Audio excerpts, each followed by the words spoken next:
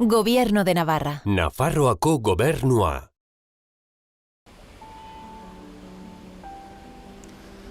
Errekak plastikoz bete eta zaborrez beteta ikusten ditugu eta ze mingarria. Orduan auzolanak deitzen ditugu errekak garbitzeko, eskularruak hartu, kuboak hartu eta plastikoak biltzera joaten gara. Baina nire ustez errekak ezin dira garbitu. Auzolanetan errekak garbitzen dira ala soilik apaindu. Izan ere, gaur egungo kutsadura larriena ikustezina da, nanometrikoa da. Baina lasai, zorionez, Baztanbidasoako ibarretan puntako purifikazio sistema bat jarri dute martxan. Hau, edozein belarruz ibarrentziz da. 24 orduz egoten da erreka garbitzen. Nork ordaintzen dio honi? Gaurko saioan, Nafarroako erreka eta lakuetako bioaniztasunaz solastuko gara.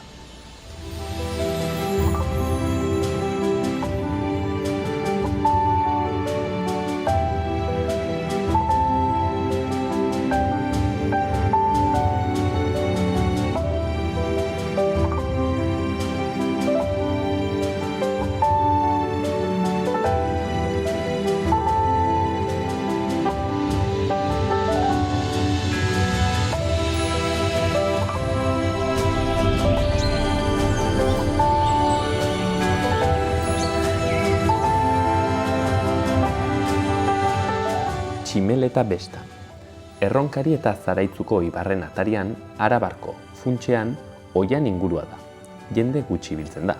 Oparo hazten dira berezko oian sarri eta zabalak. Basoen artean tartekaturiko gailurrak berriz, begiratoki ezin aproposagoak dira Pirinioak bere ederrean ikusteko. Ahaztu gabe, espeziarik delikatuenak ibiltzen direla pinudi eta atxaparren artean. Bi aipatuko ditugu. Isabele tximeleta eta Eufidrias aurinia tximeleta. Biak ere dotore paseatzen dira bere mantu koloretsu eta liluragarriekin.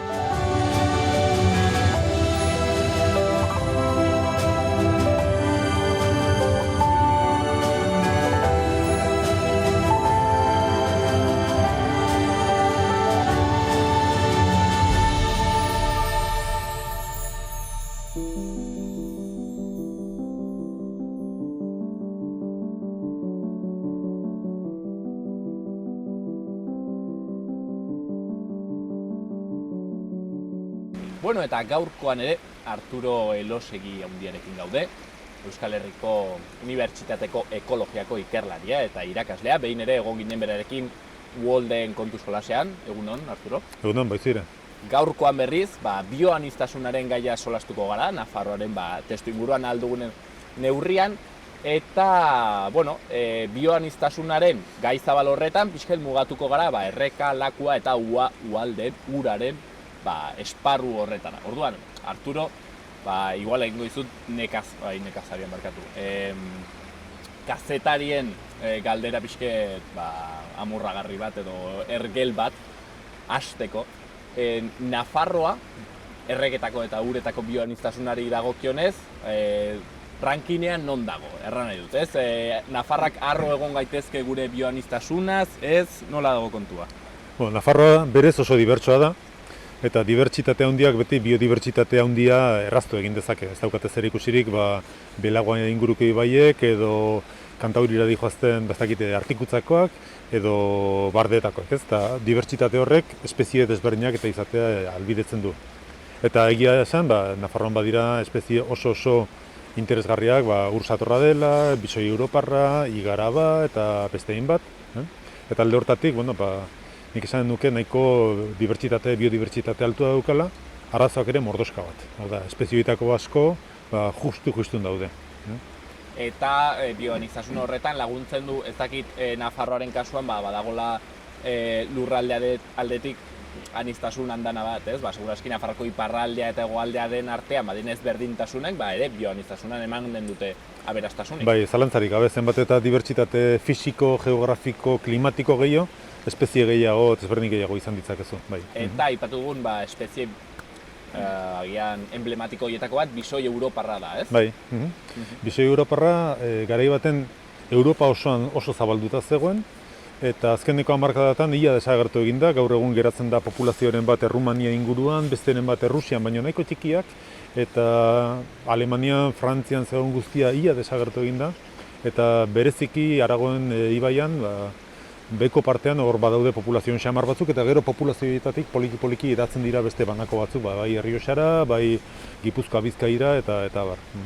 Bakarrik Arturo, gertatzen dena handitzetan pentsatzen dut, eta seguraski kazetarien erruz ere, beti gelditzen gara eta aipatzen ditugu espezie ederrenak, ez? Guri, gizakion begietara ederrenak egiten zaizkigunak, eta hartz polarra eta ezaki zer bat izer, ez? Eta begia hundiak eta xarmantak baldin badituzte, are hobe.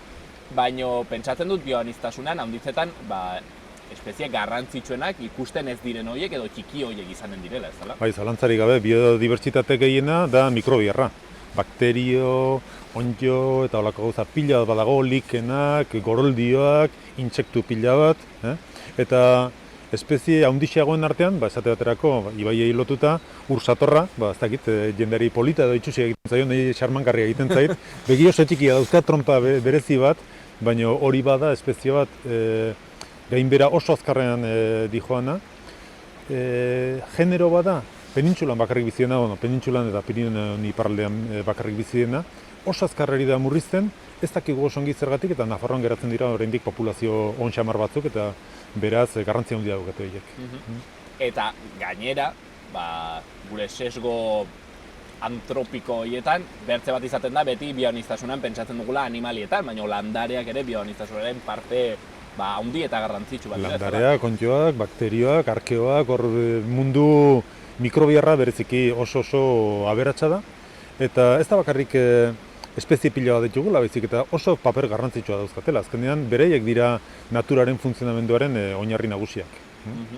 Hau da, beti gelditzen gara izebergaren punta horretan, ez? Eta bai, hori da. Azpikoa. Arturo, noizbait entzuna dizut, gaur egun pixket ualdei, errekei, bizkarra emanez bizi garela, ez? Ez egita arazo kultural bat dugun horretan, ez ditugu ezagutzen gure errekak? Bueno, errekak urte askotan izan dira arazo iturri, uholdeak izaten zituzten, urte askotan gure hondakin guztiak eraman egin dituzte, baina horren truke erabat kutsatu egin ditugu, eta askotan, herri askotan behintzat, errekatik zenbat eta urrutiago hobe. Ez dakit, zangotzan papelera azpian, zenbat eta urrutiago hobe, ez? Eta bai, gizarte asko iritsi da errekari bizkarre ematera, ez? Batzutan aldatu egin da, kontua. Hau oso nabarmen ikusten da Gipuzkoan esate baterako. Garai baten, ez dakit, munduko erreka kutsatuenetakoak zeuzkaten, eta orain hobekixiago daude, ez daude oraindik guztiz ongi, baina kolpeaz hasten direnean erreka batean deus ez izatetik arrain batzuk bizitzera desberdina da, ez? Eta bazoaz eta ikusten dituzu, eta orduan hasten zara kezkatzen eta hasten zara zaintzen gehiago esparru hori. Eta horrek txip aldaketa badakar eta guztiz aldatzen du gure ingurumenarekin daukagun harremana. Baino, gainera, errekaren onura horiek ez dire bakarrik estetikoak erranen dugu, ez? Erreka garbitzen dugulik, orduan hasten gara pixket erreparatzen, ez? Eta pixket ahaztua genuen erreka hori begiratzen, baino ez da bakarrik estetikoki ederra direla. Noizbait entzuna dizut adibidez, kalitate oneko erreka bat, uraren iragazle onenetako bat dela, ez? Filtro onenetako bat, hau da, txukuntzen digu doainik, gure gura, ez? Ekosistemek funtzio pila bat bete ditzakete, erreken kasuan hala da, garai baten errekek ur garbia ematen zuten, gaur egun batzu bai askok ez? Garai baten arrain asko ematen zituzten, eta horrek bere balioa du. Esaten duzuna, errekatara iristen den ura, errekak berak autodepuratu egiten du, bai ibarbasoak eta bai batzutan ibilguan bertan gertatzen diren prozesuek. Beste hainbat eta hainbat onura badaude gizartearentzat oso baliagarriak direnak, eta bakarrik mantentzen direnak baldin eta ekosistema horrek egoera ona baldin badu. Erreka kanalizatzen baldin badugu, kutsatzen baldin badugu, horrelako kalteak egiten badizkigu, hori poliki-poliki goaz galtzen, balio horiek.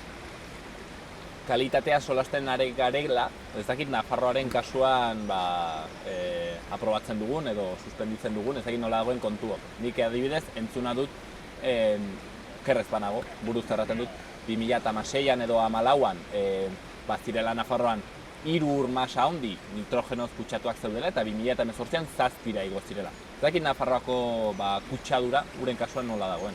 Bueno, diozun hori hala da, baina era berean, garai hortan gertatu da beste aldaketa bat. Momentu honetan, okerrez nago, Nafarroko uren 170 inguru edo daude egoera ekologiko honean, besteak ez. Eta orain da 20 urte okerrago zeuden.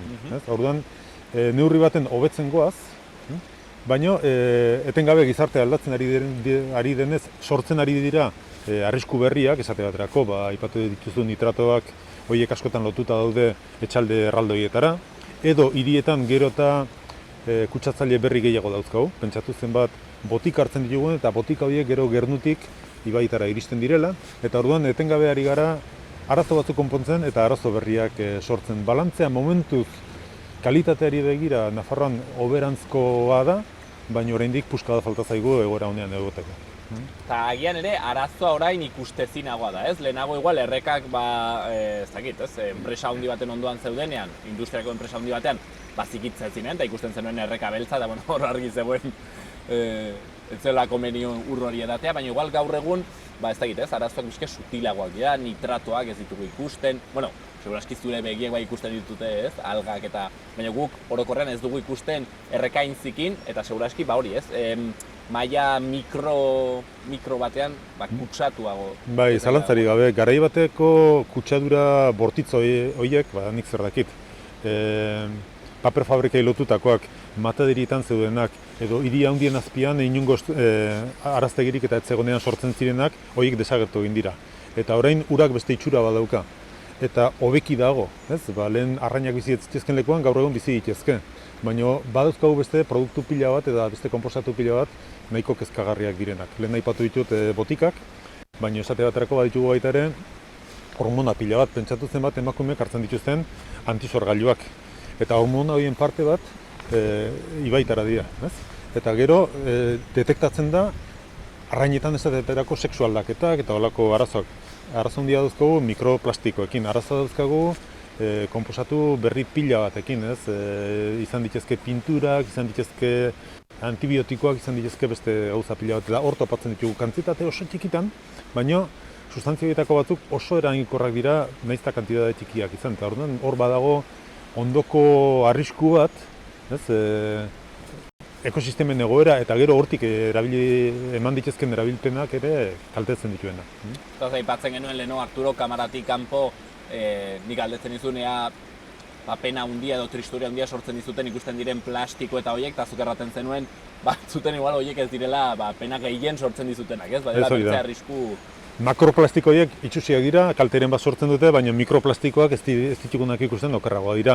Eta berdin okerragoa dira estrogenoak edo okerragoa dira botikak eta beste hainbat kontu. Gainera, beste gauza bada, ez daukagula sustantzi bat edo bi, dauzkagu 100 sustantzi kutsakor, eta badakigu estrogenoak zer egiten duten, badakigu antibiotikok zer egiten duten, eta badakigu ze pestizidak zer egiten duen. Baina horiek denak batera, koktel oso bereziak sortzen dituzte eta horren eragina ez dakigu. Eta orduan, aipatzeagatik bertzerik ez, kutsadura mota nagusiak, nitrogenoak, farmakutsadura eta holakoak, ez? Aipatzeagatik bakarrik. Bueno, kutsadura, baditugu konposatu kimikoak, badaukagu kutsadura termikoa esate baterako, ibai asko berez beharko luketenak baino beroago daude, badaukagu kutsadura mota asko daude, edo bestela begiratu dezakegu zeinen jatorria. Badaukagu batetik kutsadura urbanoa, eta hor dauzkagu esate baterako botika pila bat, eta badaukagu nekazaritzak sortutako kutsadura, eta hor dauzkagu ongarriak eta pestizidak, abel laztegia handiek sortzen dutena, baso gintza intensioak sortzen duena, ze horre ere lurra galtzen da, eta horrek buztina kutsatzen ditu ibaiak, eta mota askotako dauzkagu.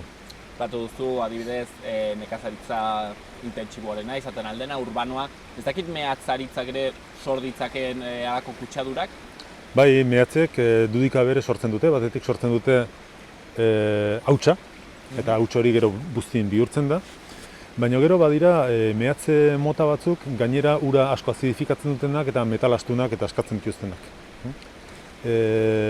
Famatua da Rio Tinto hor Huelvan, ardo beltzaren kolorea dauka, eta ardo beltz kolore hori ematen diote kromo eta kadmio eta horrelako metal astunek.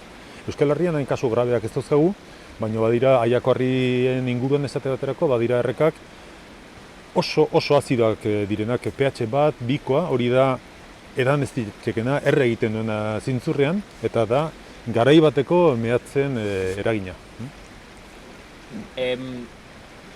Adibidez, Nafarroan ere, kutsadura solasten ari garela, badago Potasaspe Navarra funtzionatzen egon zena urte handitzetan, arrobiak egiten zituen, gatza eta barra ateratzen, eta aitua dut, hortik adibidez, egon direla gatz filtrazioak eta horrek ere kutsatzen duela, gatzak berak. Zalantzari gabe, gatza kutsatzen du, gatza pentsatu, erabiltzen dugula urdaiazpikoak ontzeko, mikrobio eta aurre egiten dielako, gatz hori errekan jartzen duzunen, baita ere kaltzetzen ditu izaki pila bat, eta zalantzari gabe horrek badu eragina. Arturo, galdera pixkat arraro bat orain. Guk erraten dugu beti, naturan prozesuak lotuak daudela, ez? Eta begiratzen duzunean begi horiekin naturako prozesuak usten duzu, ezin duzula erran, botatzen dut belai horretan kimiko batzuk edo pestizida batzuk, baina gero dagoenez hor 3 kilometrotara erreka ez da deus gertatzen, ez? Baina guk badakiguz gero filtrazioen bitartez eta urrun iristen dela. Ez dakit zentzua duen galdetzea neurri bat solasten alden. Noraino kutsatzen aldire, zer distantzia arte kutsatzen alditugu errekak? Ez ditek orokortu, asko aldatzen da errekaren tamainaren arabera, azpian daukazun urmasaren arabera, gauza gehiagi aldatzen dira, baina zalantzarik gabe aipatzen duzun lotura horiek garrantzitsuak dira. Dena aipatu dituzu nitrato bidezko kutsadura, eta nitratoa txarra da, errekan bizi diren arrainentzat, algentzat eta da, baina oso txarra da gizakientzat.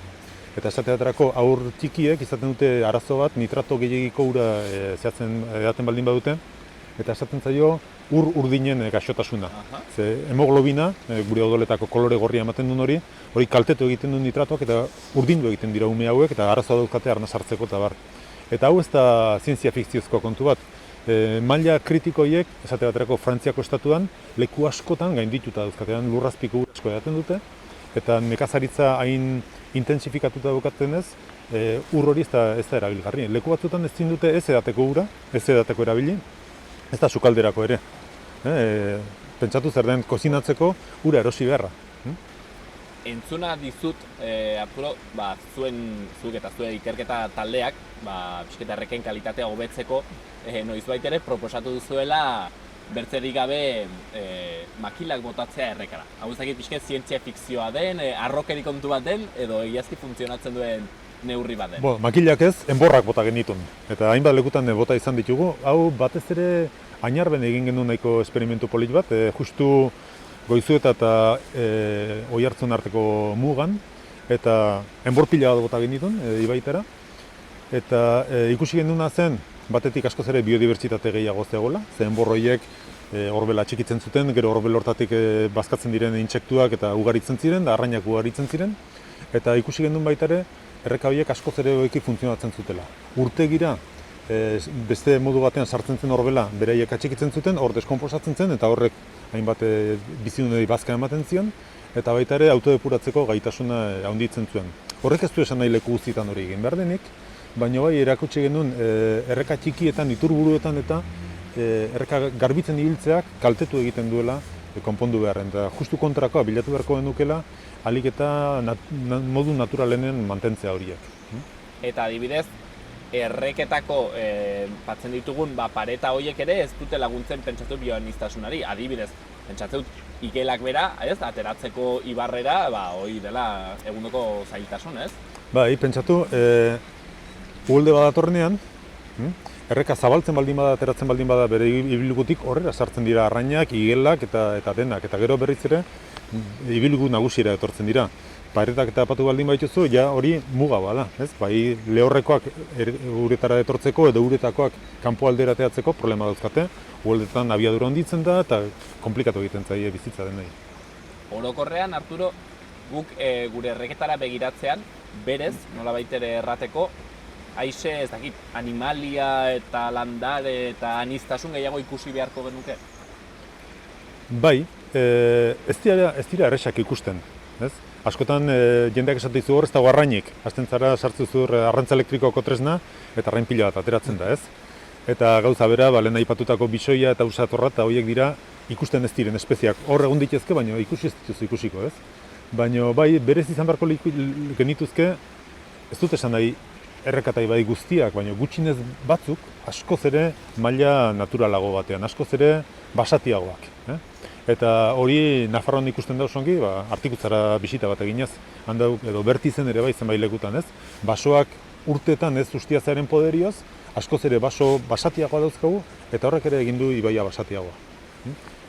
Ez dakit Arturo ematen alko zenigun olako lan tresna moduko bat, erreka bat begiratzean identifikatzeko kutsatua dagoen edo ez, adibidez alga berdeak, ez dakit zer. Bueno, bai, badira tresnak, bereziki erretxena izaten da errektan bizi diren xomorroak begiratzea, hor badira espezie batzuk oso nabarmen direnak ur garbitan soilik ateratzen direnak. Hola, esplikatzeko zaila da, baina badaude interneten topatu ditzakezu eta nahiko erretxa da hori bilatzea, xomorroiek badauden edo ez eta identifikatzea.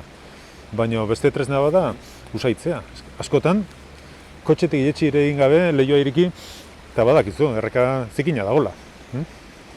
Bueno, Arturo, bukatzeko, beti saioen akabaian, eskatzen dizkegu bi gauza elkarrizketatuari, zakitagian gai honen inguruan film edo libururen bat, gomendatzen alduzun, izenbururen aipatu, eta bertzetik, politikari bati, adibidez, zuk ze neurri proposatuko zenuen, Nafarroako edo orokorrean, erreketako eta lakoetako bioaniztasuna hobetzeko. Bueno, badago pelikula bat YouTubeen topatu ditekena, izenburua da gutxi gora bera nola aldatu zituzten ibaiak otsoek. Eta kontatzen du Yellowstone Parke Nazionalean, hori da Estatu Batuetako Parke Nazionalik handienetako bat, gutxi gora bera Euskal Herri osoaren tamaina dauka. Eta orain da 20-30 bat urte otsoak sartu zituzten, garai baten izanak ziren, gero desagertu ziren eta sartu egin zituzten. Eta jabetu ziren, otsoak sartze hutsarekin den aldatu zela. Ibaien forma ere aldatu egin zen. Zergatik, garai baten ibai ertzetan bazkatzen ziren oreinak uxatu egiten zituzten, ibar basoa bereskuratzen zen, kastoreak sartzen ziren eta abar. Eta iruditzen zait oso pelikula politia dela, erakusten digulako ze gutxi dakigun naturaz, eta ustez, hobekin daukagun horretan ere, oraindik puska da falta zaigula benetan ekosistema naturalak edukitzeko. Eta politikari bati hori bera gomendatuko nioke. Uste duzu, izugarrizko aberastasuna daukazula Bertiz baten, edo Belagua baten, edo Bardeetan, pentsatu oraindik beste koska bat hilo daitekela. Pentsatu oraindik naturalago bihurtu daitezkela. Bertako basoak, bertako errekak, bertako biodibertsitatea handitu daitekela. Ez dut esan nahi hori denean egin behar denik, baina bai gutxienez leku batzuk izan ditzagun aldik eta naturalen. Hortzen Arturoren hitz horiekin utziko dugu kontua, otsoek errekak aldatu zituzten, ea Nafarrek hobetzen ditugun gurea.